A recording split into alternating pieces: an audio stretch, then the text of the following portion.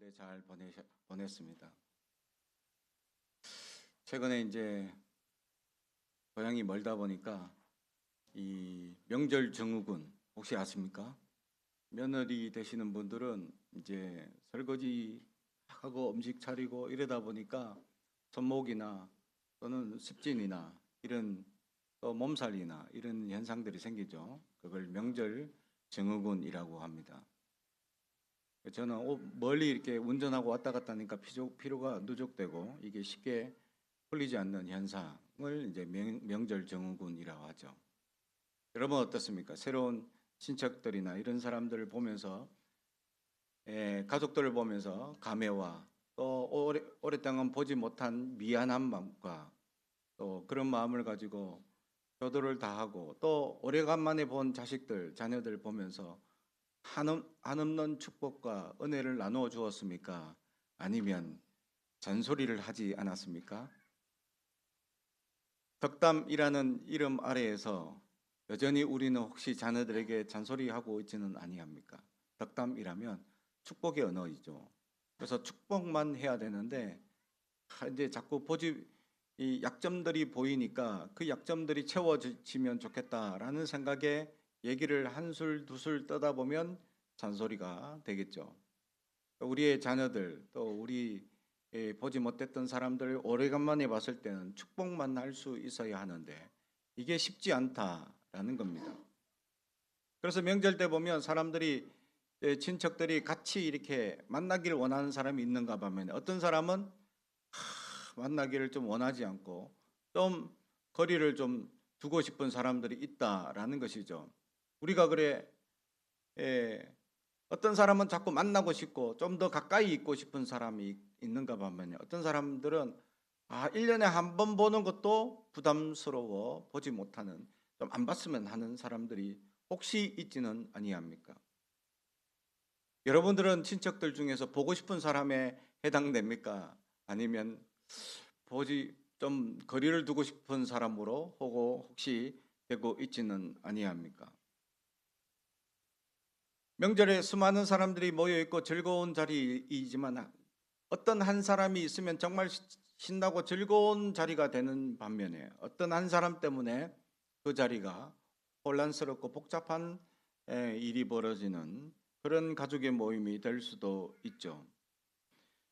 우리는 우리의 삶의 공동체에서 은혜를 끼치는 사람인지 기쁨을 주는 사람인지 아니면 근심과 걱정을 주는 사람인지 우리를 돌아볼 수 있어야 합니다.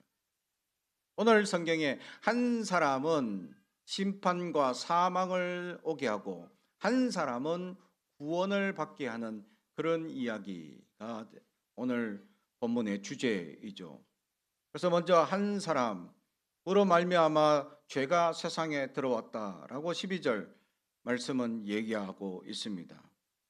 육신의 아담을 얘기하는 거죠. 그 한 사람 아담과 하와가 사탄의 미혹에 빠져 금단의 열매를 먹고 하나님의 배반한 창세기의 이야기를 이야기하고 있습니다. 하나님이 먹지 말라라고 단호하게 말씀하셨음에도 불구하고 그 금단의 열매를 인간인 아담과 하와가 사탄의 유혹에 빠져 먹게 되는 연약함에 빠지게 됩니다. 사탄은 이왕이면 좀 먹게 유혹을 한다면 생명수를 먹게 해야 되는데 사탄이다 보니 선악과를 먹게 하죠. 생명수를 먹었다면 영원히 그냥 살 수도 있었는데 참 안타까운 현실입니다. 하나님은 그래서 생명수까지 취할까봐 아예 에덴 동산에 쫓겨나게 하고 그것을 영원히 보호하게 되죠. 여기에 많은 성도들이 또 청년들이 이런 질문을 하는 것을 제가 경험하게 됩니다. 그러면 하나님께서 처음부터 선악과를 주지 말든가 왜 선악과를 주셔가지고 우리에게 이런 시험을 주셨습니까? 라고 하는 근본적인 질문을 하는 친구들이 있습니다. 저도 모릅니다. 천국 가서 알아봐야 합니다. 신학적인 대답은 있죠. 하나님이 계획하신 역사 가운데 예수 그리스도의 구원의 역사가 있었기 때문이다 라는 이야기도 있고 하나님이 이 수많은 계획들 속에서 그 역사도 있었다라는 얘기들. 그렇습니다.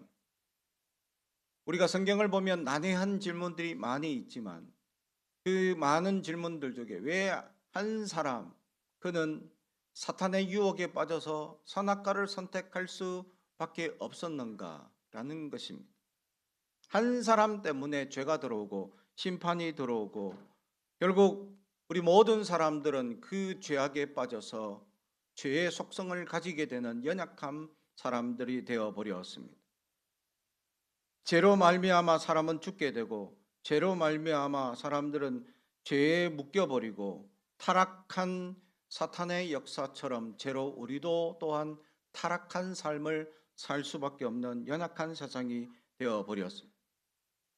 그래서 원죄가 생기게 되고 이 원죄의 문제는 끊임없이 믿지 않는 이들을 타락한 영혼으로 만들 수밖에 없는 속성이 발휘되게 되어져 있습니다.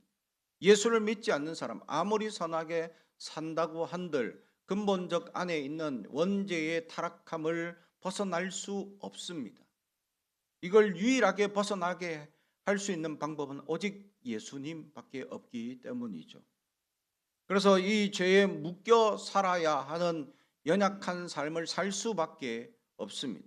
그들은 아무리 자신들의 지혜와 생각과 또 높은 도덕률로 살아간다고 한들 그것이 해결되지 못하고 있습니다. 그래서 죄에 묶여 살 수밖에 없는 것입니다. 죄의 속성은 우리를 묶게 만드는 것입니다. 죄에 빠지게 만들고 죄에 묶여 살게 만들고 죄에 매여 살게 만들고 죄를 떠날 수 없다라는 연약한 생각에 매여 있도록 만드는 것이죠.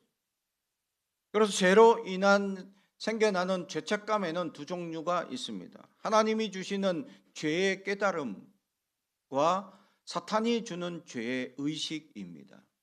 하나님이 주시는 죄의식은 우리를 회개케 하기 위한 고백을 하게 하는 깨달음에서 시작되지만 사탄이 주는 죄의식은 그것에 사로잡혀서 우리를 떠나지 못하게 하는 역사가 있다는 것입니다. 쉽게 말해서 내가 죄를 지었는데 네가 그렇게 연약한데 어떻게 거룩한 하나님을 또 예수님을 너희 안에 품을 수 있느냐라고 우리를 끊임없이 죄 가운데 묶이게 만드는 역사들입니다. 예수를 믿는 우리들에게는 그러한 역사를 예수의 이름으로 단번에 물리치고 이겨낼 수 있지만 예수를 믿지 않는 사람들은 이런 죄의 속성에 빠져서 끊임없이 죄의식, 죄책감 속에 묶여 살 수밖에 없도록 만들어지게 되었습니다. 한 사람으로 말미암아 우리는 죄의 경향성에 빠지게 되었다라는 것을 이야기합니다. 죄에 대한 경향성은 죄에 대한 생각, 의지가 묶여서 떠날 수 없는 상태를 말하고 있는 것이죠. 그렇습니다. 예수를 믿었음에도 불구하고 죄의 경향성이 얼마나 강력한지 죽은 행실들이 우리 안에 나타난다라고 데살로니가 전후서에서는 이야기하고 있습니다. 그렇습니다. 죄의 경향성은 강력하기에 우리를 연약함에 만들고 빠져들게 하고 있다라는 것이죠. 그럼에도 불구하고 이 한 사람, 그 연약함에 빠질 수밖에 없도록 만들었던 그 한 사람에 대해서 오늘 성경은 사망 또는 죄인이라고 이야기하고 있습니다. 그리고 심판을 받을 수밖에 없는 존재라고 얘기합니다. 한 사람이 지었던 너무나 크나큰 죄악이 온 인류를 죄악 가운데 묶여버리도록 만드는 연약한 상태를 말하는 것이죠. 그래서 처음에 얘기했던 것처럼 어떤 한 사람은 은혜를 끼치는 사람이 있는가 하면 어떤 한 사람은 함께 있는 것만으로도 부담이 되고 함께 있는 것만으로도 정말 힘들게 만드는 사람들이 있다라는 것이죠. 입에서는 끊임없이 범죄를 저지르는 이야기를 하죠. 수군수군하고 비방하고 비판하는데 빠른 습관을 가지고 있는 사람들입니다. 남을 흉보는데 아주 선수가 따로 없습니다. 그래서 그런 사람들과 얘기하다 보면 자기도 모르게 빠져들게 되고 나도 모르게 그런 비방과 연약함 가운데 같이 긍정하는 연약한 사람이 되어버리는 사람들이 있다라는 것이죠. 그래서 한 사람, 어떤 그 한 사람으로 인해서 나도 모르게 죄악에 같이 빠지게 되고 연약하게 만드는 존재의 사람들이 있다라는 것입니다. 다른 사람 생각하지 마십시오. 나 자신입니다. 이 사람은 누군가이겠지라고 생각하지 마십시오. 바로 나 자신입니다. 우리는 주님의 말씀대로 순종하지 못하는 죄인이고 다른 사람 비방하기에 바쁜 죄인 우리입니다. 우리는 이 죄의 문제를 해결했다고 하면서도 끊임없이 죄에 묶여서 죄의 경향성에 빠져서 죄에 벗어나지 못하는 연약함에 헤매고 있지는 아니합니까? 끊임없이 수근수근함과 비방함에 앞장서고 나도 모르게 그러한 이야기 가운데 남을 비방하고 미워하는데 앞장서고 쓰고 있지는 아니합니까? 다른 누구가 아니라 바로 우리 자신임을 우리는 깨달아야 합니다. 누군가 이렇게 연약함에 나가고 있겠지. 누군가 그렇게 이기심으로 가득 차 있겠지라고 누군가를 생각하지 말고 우리 자신, 내 자신이 그렇게 아직도 연약함에 빠져 있는 그런 연약한 한 사람임을 깨달을 수 있어야 합니다. 이 깨달음이 왜 중요한지, 그 깨달음이 있는 이들에게는 구원의 놀라운 역사를 경험할 수 있기 때문입니다. 그러나 두 번째로 또 이 문제를 해결하러 오신 한 사람이 있죠. 우리의 모든 문제를 유일하게 해결하실 수 있는 분, 바로 예수님이십니다. 17절, 한 사람의 범죄를 인하여 사망이 그 한 사람으로 말미암아 왕노릇하였은즉 더욱 은혜와 의가 선물을 넘치게 받은 자들이 한 분 예수 그리스도로 말미암아 생명 안에서 왕노릇하리로다라고 말씀합니다. 죄의 왕노릇하며 살아가던 우리의 연약함을 벗어나게 하는데 바로 하나님의 선물을 가득 받은 사람들이 있다라고 말씀하는 것이죠. 바로 그러면서 그리스도의 생명 안에서 왕노릇할 것이다 라는 말씀을 우리에게 말씀하고 있는 것이죠. 죄의 신분에서 왕의 신분으로 예수를 믿는 순간 신분이 급상승하게 만드는 현상이 생기게 되는 것입니다. 그죠? 우리나라는, 아니 세계 대부분의 건강한 나라들에는 신분이 급상승할 수 있는 제도적 방법들이 있습니다. 하루아침에 신분이 바뀌는 역사들이 있는 거죠. 그 역사들 중에 이제 앞으로 4개월 뒤에 우리가 해야 될 이 일이 있습니다. 그게 뭐죠? 투표. 하루아침에 멀쩡한 아무것도 없던 백수가 갑자기 국회의원이 될 수 있고 시의원이 될 수 있고 우리를 대표하는 사람이 될 수 있는 겁니다. 그죠? 하루아침에 투표 한 번으로 그 사람을 우리가 믿고 신뢰해서 시의원 또 시장 또는 국회의원을 세울 수 있는 급격한 신분 상승이 이루어지게 되죠.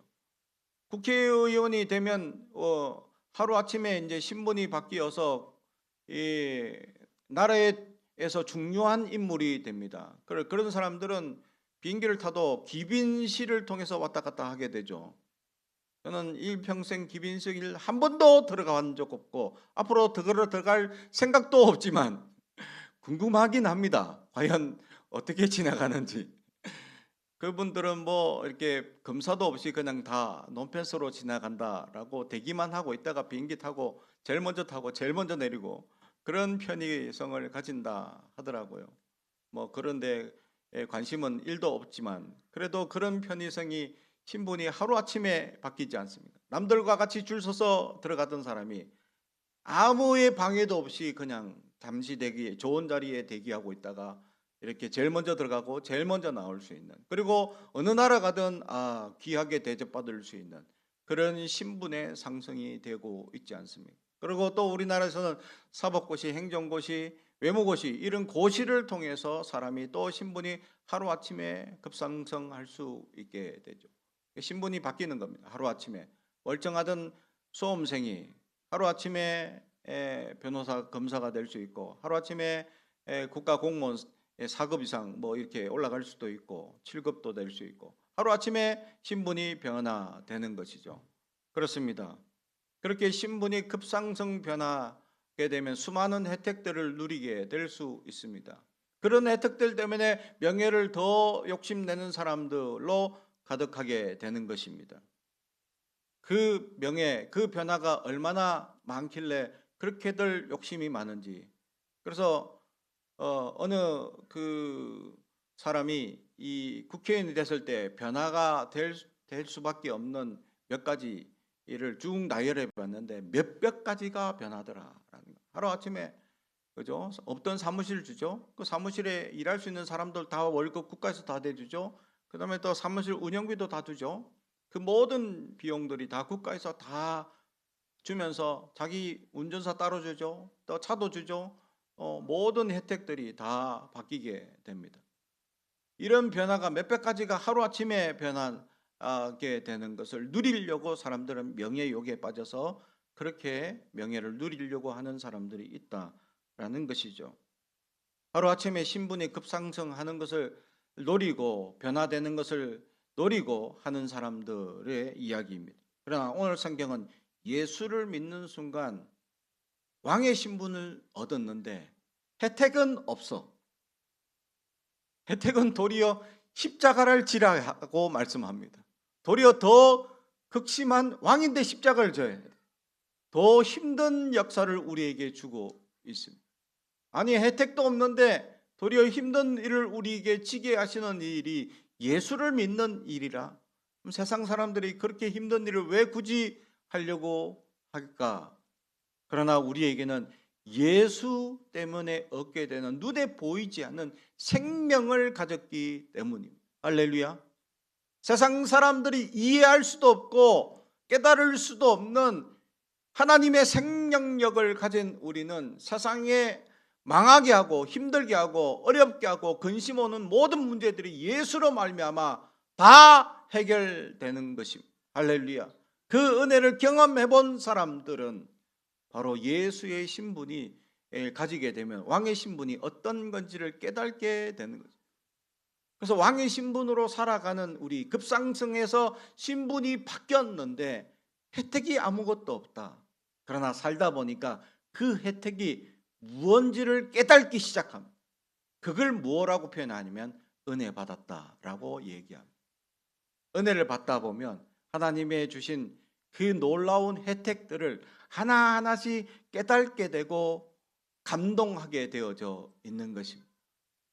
하나님이 전능하신 하나님이 나를 알아주신다는 것에서 스타트가 되는 것입니다. 사랑하는 성도 여러분, 그렇습니다. 그 하나님께서 우리를 알아주시고 날마다 우리의 삶에 필요한 것들을 채워주시고 도와주시며 그 하나님께서 우리의 기도에 응답해 주신다라는 사실입니다. 사랑하는 성도 여러분, 이게 얼마나 위대한 은혜입니까? 그렇습니다. 어쩌면 혜택도 하나도 없는 그냥 십자가만 져야 될 고달픈 왕의 신분처럼 느껴지지만 결국 살다 수많은 은혜를 받고 더 그 은혜들이 쌓이면서 뒤돌아보니 역시 은혜로 살 수밖에 없었다라는 고백을 하게 되는 것이죠.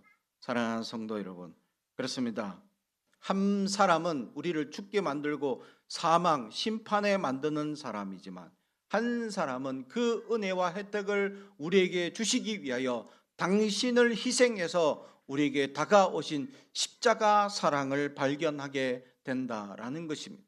한 사람은 우리를 구원하기 위하여 자신의 온 몸을 우리를 대신해서 대속하신 그 은혜를 깨닫게 되고 있는 것입니다. 그렇습니다. 한 사람은 멸망, 한 사람은 세움을 주는 것처럼 사람들도 또한 똑같이 어떤 사람들은 연약함에 빠지고 여전히 죄를 짓고 수많은 사람들을 범죄 가운데 이끌어가는 그런 사람들이 있는 반면에 어떤 사람은 은혜를 끼치고 기쁨을 주고 같이 있는 것만으로도 행복한 사람들이 있지만 어떤 사람들은 같이 있는 것만으로도 힘든 사람들이 있죠. 저는 가끔 안방에서 쫓겨납니다. 우리 아내가 화가 났을 때 좀 얘기를 하다가 약간의 논쟁이 시작되면 나가세요. 한 공간에 있기 싫습니다. 빨리 나가세요. 토론이 더 이상 하기 싫으니까. 그래서 저는 아멘하고 쫓겨납니다. 군말 안 하고 그냥 나갑니다. 더 있어봐야 저에게 어려움이 닥쳐올 수 있습니다. 어려움 팍 이렇게 도리어 매맞는 남편. 이런 거 하지 말랬는데 죄송합니다 여보 자꾸. 그렇습니다. 보기보다 제가 잘 맞는 남자입니다. 그렇습니다. 한 공간에 있기 싫은 사람이 생겨나죠. 그래서 나가! 내 공간에서 나가세요. 이렇게. 그러면 저는 군말 없이 나갑니다. 그리고 혼자 거실에 앉아서 쪼르르 있으면 막내딸이 왜 또 쫓겨났어? 괜찮아? 이렇게 위로해 주면 그 위로가 얼마나 감사한지 모릅니다. 그렇죠. 한 공간에 있기 싫은 사람이 될 수 있다라는 것입니다. 우리 한 사람이. 근데 어떨 때는 또 한 사람이 기쁨을 주기도 하고 감사를 주기도 하죠. 우리가 나는 기쁨을 많이 주는 존재입니까? 함께 오래 있고 싶은 사람입니까? 아니면 좀 거리 두고 싶고 좀 귀찮아서 좀 떨어지고 내 공간에서 좀 떨어지세요. 이렇게 하고 싶은 사람입니까? 여러분은 어떤 존재로 이 땅에 살아가고 있습니까? 내 직장 공동체에서 정말 함께 있어서 너무 좋아하고 사람들이 다 같이 함께 있기를 원하는 사람입니까? 아니면 좀 거리를 두고 떠나가길 원하는 사람입니까?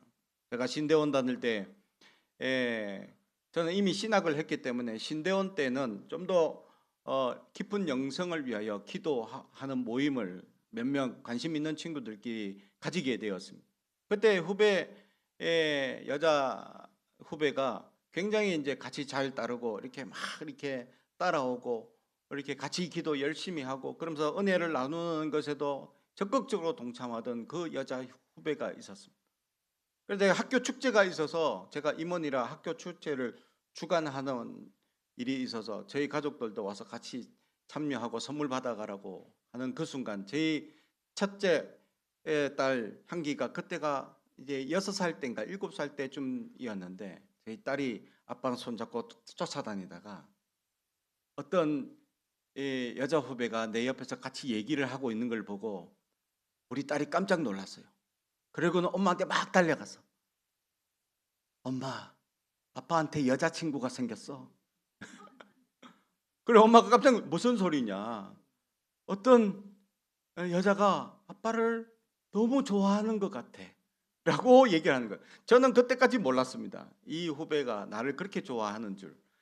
내 딸 얘기를 듣고 다시 보니까 얘가 나를 좋아하는구나. 근데 물론 내가 유부남이었고 그 친구는 처녀 후배였기 때문에 저는 전혀 상관이 없었는데 이렇게 딸이 이런 눈으로 바라볼 만큼 그 친구가 나를 좋아했나? 지금 돌아보면 저는 아무 생각 없는데 여전히 우리 그 딸은 그때 여자친구로 바라보는 여자친구가 새로 생겼다고 깜짝 놀라는. 근데 함께 있으면 너무 좋아서 같이 기도하고 같이 말씀 보고 같이 은혜 나누다 보니까 그렇게 좋아하는 사이가 되었는가? 라는 생각할 정도로. 그렇습니다. 우리는 은혜 나누고 같이 이 말씀을 나누고 그렇게 하다 보니까 좋아하고 정말 같이 있고 싶은 사람이 돼버린 거죠. 그러니까 옆에서 봤을 때는 여자친구처럼 보이고 남자친구처럼 보일 수도 있습니다. 우리는 어떻습니까? 사람들과의 관계들 속에서 정말 깊은 은혜와 사랑을 나누는 사람입니까? 아니면 나는 정 떨어지게 하고 비방하고 미워하는, 그래서 한 공간에 머물러 있고 싶지 않은 존재로 있습니까? 사랑하는 성도 여러분, 함께하고 싶은 하나님의 은혜가 충만한 여러분이 되길 주님의 이름으로 축복합니다. 우리는 그리스도의 생명을 가진 왕의 신분의 사람들입니다. 이 은혜를 잊지 않아야 돼. 그러면 우리의 말이 고귀한 자의 언어 습관을 가질 수 있어야 합니다. 너무나 연약한 언어 습관으로 남을 비방하고 미워하고 그런데 빠른 사람들이 아니라 축복하고 사랑하고 하나님의 말씀을 전하고 기뻐하고 내가 먼저 은혜를 경험한 것을 그 은혜를 나눌 수 있는 그런 깊은 은혜를 가진 사람들, 그것이 고귀한 왕의 신분을 가진 사람인 줄로 믿습니다. 그러므로 우리는 연약함에 빠지지 말고 이제 기쁨을 주는 한 사람, 은혜를 주는 한 사람, 행복이 넘치게 하는 한 사람, 늘 같이 있고 싶고 늘 오랫동안 늘 깊이 교제하고 싶은 그런 사람들이 되길 주님의 이름으로 축복합니다. 기도하겠습니다. 사랑과 은총이 가득하신 아버지 하나님 감사합니다.